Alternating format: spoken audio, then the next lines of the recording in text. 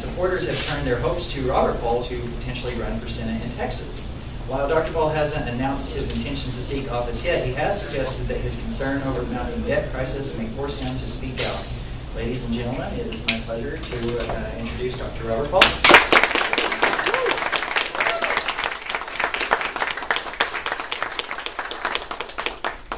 Well, what a great group. I got here early enough to kind of hear you guys talk a little bit, and I just think this is a great organization. Young Americans for Liberty, I think I'm a little bit more pessimistic than my brother. He's pretty optimistic that things can be turned around and stuff like that. I'm not so sure, but I think the Young Americans for Liberty is the answer. I think you need a Young Americans for Liberty on every campus in the United States. And if we get that, then I might be more optimistic, because I'm not convinced my generation, or even my dad's generation, has any chance of turning things around. I think the way to turn things around is going to be to educate the young people and to let them know what's going on. And through the Young Americans for Liberty, you guys are great. You guys are doing a wonderful job here, and keep at it. Keep getting people to come and talk, and I think that's what we've got to do. I've got two guests that are here, my cousin, Michael Paul, and my aunt, Aunt Debbie Paul. And I said, hey, I'm coming to Denton, come see me. So he came over to see me, so I appreciate him coming tonight. I am a family doctor. I am not a politician. Matter of fact, I'm about as far from a politician as you can get. The only knowledge I have of politics is watching my dad for the last 30 years. I'm a family doctor, and that's my expertise. So I'm always nervous when I give political talks, because I don't think I know it as good as my dad does, and I don't think anybody does probably. And I don't know it as good as my brother does either. They are so well read, and they do such a great job at explaining things, and I don't think I'm that good at all. But I do care a lot about this country, and that's why I go and do these speeches. And I do the best I can, but most of you guys already know a lot, so I probably won't teach you much. But I'm going to start with something from Rand's book, The Tea Party Goes to Washington. I'd like to welcome you, the sons and daughter of liberty, to the revolution. They say the British scoffed at the American rabble and laughed at the Americans, their imperfect uniforms, their imperfect tactics. They laughed at retreat after retreat of the American army. They laughed right up until Yorktown. Today you are the American rabble, that struggle, the disillusioned, the cynical, the bereaved at the loss of liberty. The establishment in their high-rise penthouses laughs at you. They laugh at us. But you know what? They're not laughing today. Does anybody know when he said that or where that came from? I know you guys are pretty knowledgeable Ron Paul people. Rand said that December 16, 2007. He said that in Boston at the anniversary of the Boston Tea Party. He said that on the day my dad's campaign, not my dad's campaign, sorry, the grassroots raised $6 million in one day. That still just amazes me that you guys could organize something like that and do it. That, I think, was the start of, the Tea Party. That was the start of a lot of people getting educated, a lot of people learning, how to follow what goes on in Washington and not just ignore what they're doing to us in Washington. So I think that was a great day, and Rand hit it right with his speech. All of us in the Paul family love history, and so Rand's good at always tying in history with all his talks and things like that. There's something else in history that I love to talk about, because I like history, is anybody know what today is? You guys are young and college people, y'all should know what today is. April 21st, 1836. That help anybody? The Second National Bank? No, San Jacinto Day. This is Texas Independence Day, basically, as far as I'm concerned. We won the War of Independence from Mexico.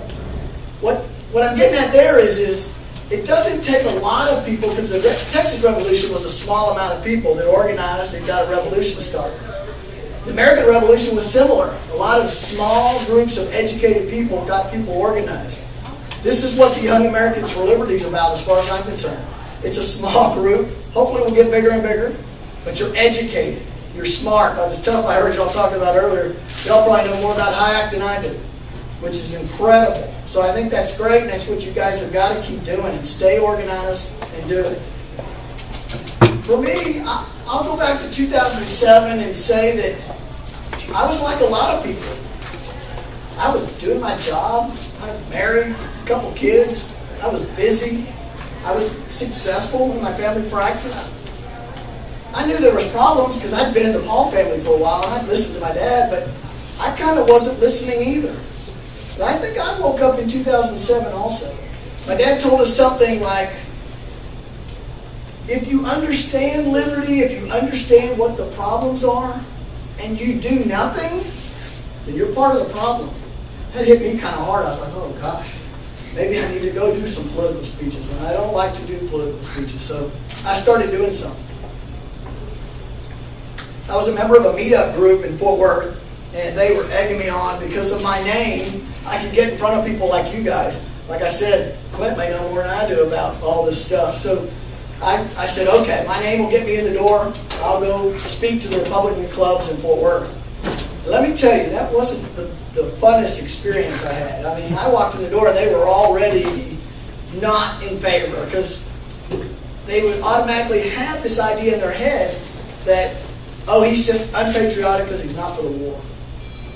So I told my dad, I said, you've got it easy. You go talk to these crowds of thousands of people yelling your name and cheering for you and all this. You need to come talk to the Republican clubs in Fort Worth. But I did it, and I got better with each talk, and so I kept doing it.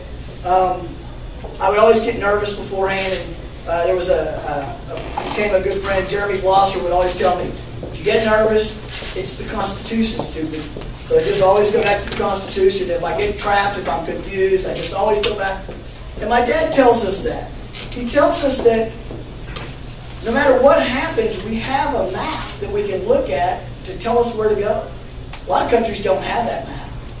But again, what if bad things happen? We need that map maybe to restart. I don't know. That's, again, the pessimistic side of me. The optimistic side says we send better people to Washington, we change things around, we balance the budget, things like that. I don't know if that's going to happen or not. But we do need to work that way. That's the way, I guess, the Ron Paul revolution needs to go into the future. I spoke at probably 4 Republican clubs, maybe 3 or 4. I think it was 4. And then I went to Oklahoma City. And Oklahoma City was a blast. I got to speak at the Capitol Dome, and it was all more liberty-minded people in the audience, and it was a lot of fun. I didn't give a long speech because the people before me had been really, really long. I thought everybody was tired of listening to people, so I gave a pretty short speech and talked about things I knew about more, which is the family and things like that. Didn't really delve into politics that much. And then I went to Kansas once too. I drove all the way to Wichita, Kansas, and back in one day to give a speech there. And Barry Goldwater Jr. was there to support my dad. And that was a good trip too. My dad, we had it worked out where, I thought about doing that today. We had it worked out where my dad called in and he could talk over the microphone. But I think Dad tonight is in Florida State. So last night he was in Mississippi State. They had 1,100 students show up. So there is some excitement out there. If you can get 1,100 students come out and talk to a 75-year-old retired doctor, congressman, I think that's impressive. That says a lot about what the Liberty Movement's doing. My dad says a lot of times it's about the message. And I definitely agree with him. It's about the message. But I think Ron Paul's the right one to deliver the message because he's done it for so long with such consistency without changing his values and without changing his votes. He's never for sale, and that makes the message even better. So the more we can get him, I hate to say I want him to go travel more because I'm always worried about him, but the more he travels and the more he talks to kids, I think the better chance we have of Young Americans for Liberty at every campus in the United States. So I think that should be a good goal.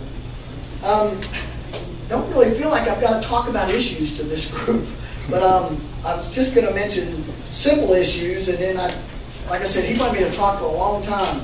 I don't think I'm going to talk for a long time. I'll just open it up. We'll just kind of have a discussion is what I'll kind of do. But Rand ran his campaign on the debt. I think the debt is the #1 crisis in the United States. I think it's way more worrisome to me than terrorism or anything else. If we don't get the debt under control, we're all going to be in trouble. You guys that are young and going to get a job, You know, hopefully you are getting great educations here and getting good jobs, because Obama needs your tax dollars. So he wants you to get good jobs, good high-paying jobs, and pay for all the debt that he's creating. The debt has to get under control. I disagree with Rand. I don't think I would ever vote to raise the debt ceiling, even if they did have a balanced budget amendment, because I don't think they follow their own laws up there, so I don't trust them. I don't trust them to follow any laws. I say we balance the budget by getting more people in Washington that are worthwhile. So I think that's probably where we need to start. Talk about just taxes briefly.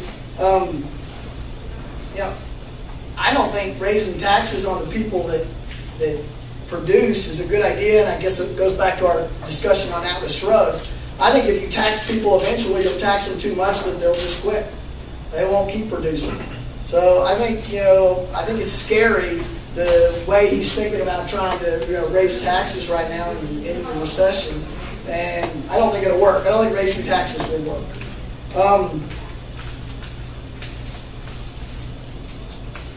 As far as, you know, other issues go, I think you can always use the liberty philosophy of no coercion. If you're forcing somebody to do something, then it's coercion. And that means even taking people's taxes to do something that you don't necessarily agree with.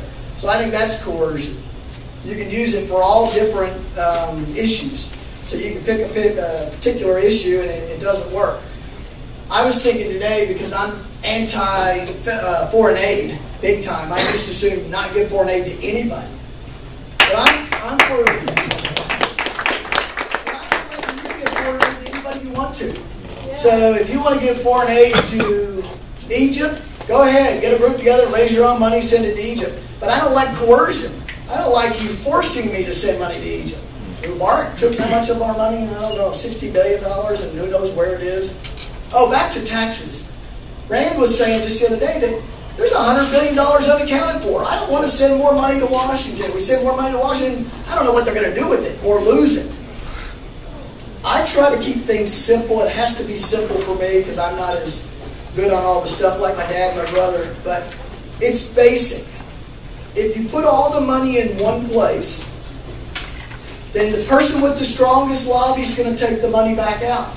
Not the poor, not the people that need the money. So if you try to disperse money from a large section, it's the person with the strongest lobby. Who's got the strongest lobby? The military-industrial complex. So who gets the most money? They do. We don't put all the money in one place. We leave it in your pockets and let you do good things with it. Let you guys take care of the poor. Let you guys take care of foreign aid if you want to do foreign aid. That's what we need to do with our money. Putting the money all in Washington is the wrong idea.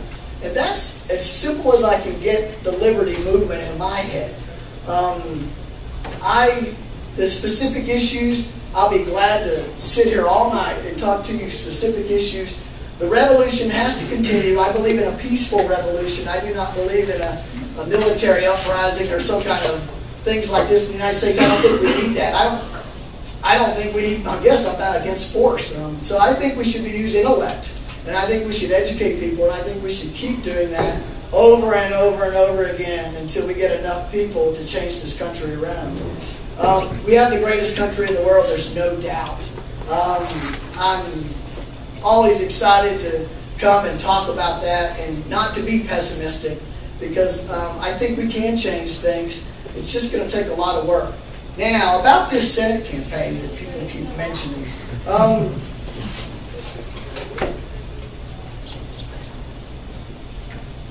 I don't think that I'm ready, is what I think.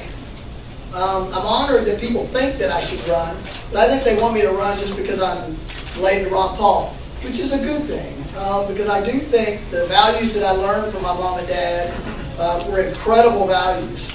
I think the biggest thing that I have that's similar to my dad's is that I'm 100% honest when it comes to me standing in front of you and telling you what I know and what I don't know. That really works good in my medical practice. My patients love it that I tell them I know what I know and I know what I don't know. If I don't know, we have to figure out what it is. Well, I think I would do the same thing if I ever ran for any political office, because you can't lie to people. You have to tell them what you know and you tell them what you don't know. So I can tell you that I would describe myself as a fiscal conservative, and I would never vote for a bank bailout.